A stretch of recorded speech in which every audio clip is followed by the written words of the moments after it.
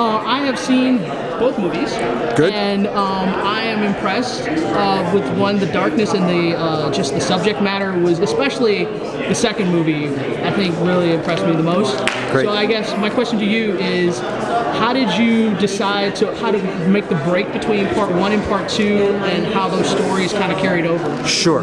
Well, the first of all, there was kind of a natural break to think about books 1 and 2 as the first part, and books 3 and 4 as the second. It doesn't exactly follow that. I did a lot of shuffling things around to sort of like take things that were in those first 2 books and save them for the second one.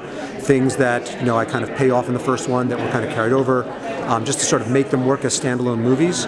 But that was kind of the sort of macro break. Then the question for me was, how do I tell a satisfying arc for part 1, a satisfying arc for part 2, and then the sort of macro arc over them both?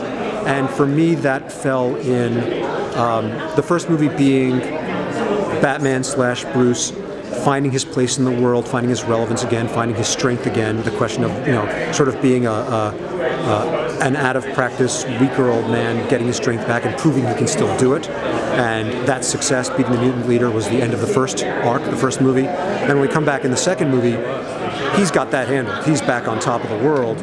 And the question is, how does the world react to that? And the second was about the impact on his return on the world, and how he in turn responds to that. So that's kind of the big breaks between the 2 arcs. Well, just one quick question. Sure. What about in the second movie, especially the Joker?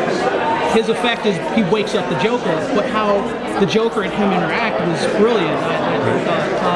Well, obviously, I had a lot of good source material to work with there. Yeah. So, my question, I guess, is how did you see the Joker's interaction with Batman? How did you envision that? Did that kind of work out the way you wanted?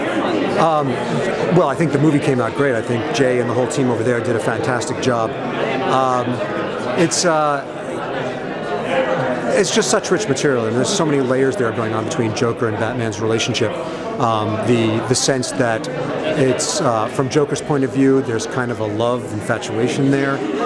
From Batman's point of view, the guilt that he carries, that he's let Joker live all this time and stay around all this time. This ongoing debate as to whether Batman creates his own villains and how much he's to blame. So there's just such wonderful stuff there. The answer is I'm real happy with how it came out.